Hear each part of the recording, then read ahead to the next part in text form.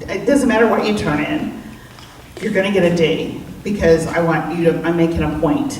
And he did change I'm not saying that I changed that perfectionism, I had that for a lot longer, but I finally did get that life was not about a grade, it was about teaching and learning. And he made an incredible difference in my life. I tracked him down much later when I was teaching and told him that he had saved my life. And so I will credit him with that. He did give me a B. It's the only way I can even say his name out loud. So let's flash forward because you met your husband and you have a family, but I want you to talk about a little bit about why and how you chose your husband, because he's here today, right, Larry? He's here. Larry, where are you? Hi, Larry. Let's give Larry a round of applause. There he is. This man has got to be fabulous to shoulder with you. He's a keeper. He's a definite. How many years have you been married? 37. Wow. Congratulations. So, where did you meet Larry? Tell me it wasn't a bar. No, it wasn't a bar. We both worked at Montgomery Ward's catalog department. And I couldn't find a teaching job, so I was substituting during the day, and I was working at Montgomery Ward's at night. And Larry worked at Montgomery Ward's, and I remember the first time I met him. He will hate that I tell this story, but he's heard it before, so here we go. He didn't even look up when they introduced me to him. He just kind of was really shy, and I thought to myself, oh my God, this is serious trouble, and I'm going to take care of this person. And so we fell in love as I was trying to totally reform him. And did you reform him? Yeah, he is great, and it's all because of me.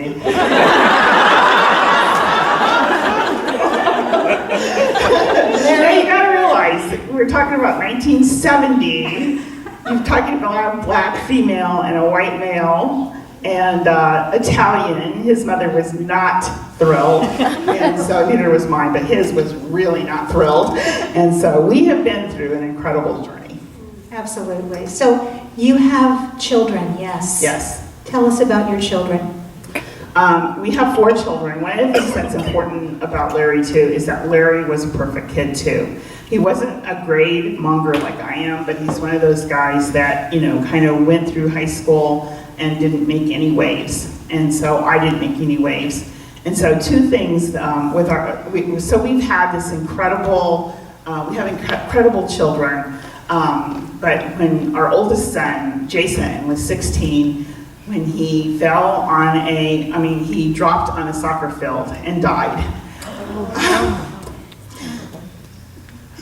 And the impact of it, we didn't hear till later as we were trying to take care of things. But basically, we don't know the cause of his death, but all he needed was a defibrillator, which we think now is not a big deal. But we were playing soccer. He was playing soccer at an elite soccer club, and they refused to let the ambulance on the field to save him because he was black. They said, we will not let that ambulance go on grass for that black boy.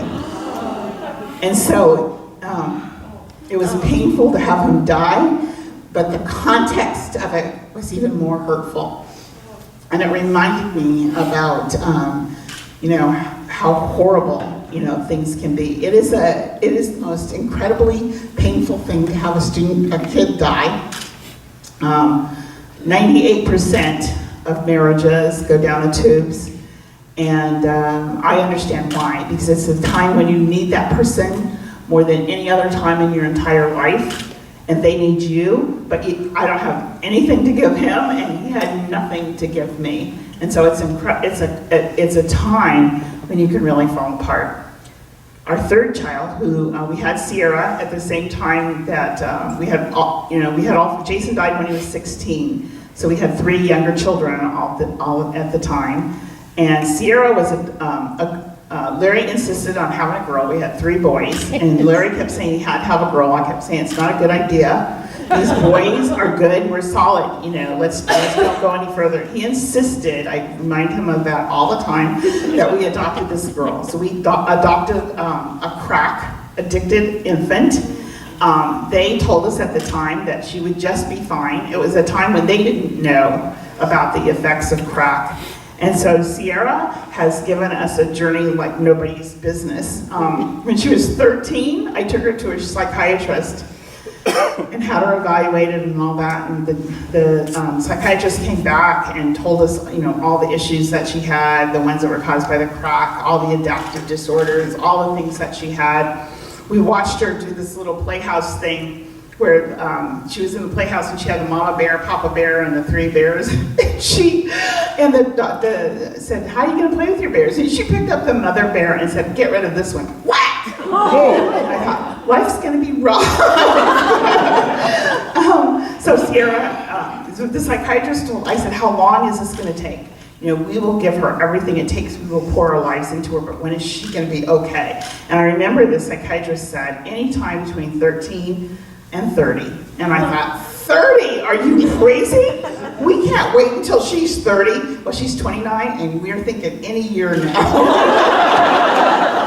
But I remember right after Jason died, and Larry and I were sitting on the side of the soccer field, and I said, "Honey, 98% of marriages go down the tubes after a kid died. We're not connecting, we're not together. I do not want to go through this pain for a long time with you. Let's just call it quits now, and I will move out, and let's just call it. We're not going to get beyond this. It's too horrible." And Larry looked at me, and he looked down on the soccer field, and Sierra was playing, and she just kicked somebody on her own team. And he said, "Are you going to take custody of her?" And I said, "No, I'm not taking her." I said, "Well, I'm not taking her." And he said, "I think it would be embarrassing sitting in front of the judge figuring out who has to have the kid." He said, "So I figure we might as well just stick it out together." And we have. So we always say, regardless of the problems that we have with Sierra Santorno, she has kept us together for 37 years. So now I have even more gratitude that you are superintendent of our schools because of the grace and the love and that lens that you use to see children with. Let's talk about what it is that you give to your team here in Tacoma about your vision about children. So I really look at Mary Baclaud Bethune, and I love the work she did. Here is an African-American woman who grew up, in early time and had incredible influence. And my experience with all my children, who are all different, they all have different issues, they all have different strengths, and Lord knows they're on different trajectories every day. And I totally believe, with a total conviction, that my primary responsibility is to get them to the choices they need to make, so that they have choice when they graduate, that they can do anything. And it's not just rhetoric to me. It worries me when I hear people say every student every day and they just let it glide off their tongue, because it is meaningful to me. I do believe we can teach so that every kid learns and that every child has an opportunity to do the best they can. Our family is evidence of that, and we may not have realized it yet, but I know it's possible. So my team, I want us to take seriously. I really believe in making the main thing the main thing. And Mary Baclaud Bethune talks about love and about hope and about faith, and that our primary responsibilities are to extend confidence to one another and to educate our students and to take responsibility for them. So if we wake up every day and we take everything through that lens of what can we do to make it better for the students in our school today, and let me tell you, 90% of my job is getting adults out of the equation. Making sure that we're doing things for kids and not for adults, because schools are for children, and that's what we need to make them better. So I have an incredible team, and we have an incredible vision that's real. We have a mission and vision that we assign every task to. We're not perfect, we make mistakes. I do believe that from our greatest failures is our greatest learning, and I'm not afraid to let people make mistakes. I don't feel like I'm their boss. I feel like I'm their colleague and their team partner, and that's how we operate.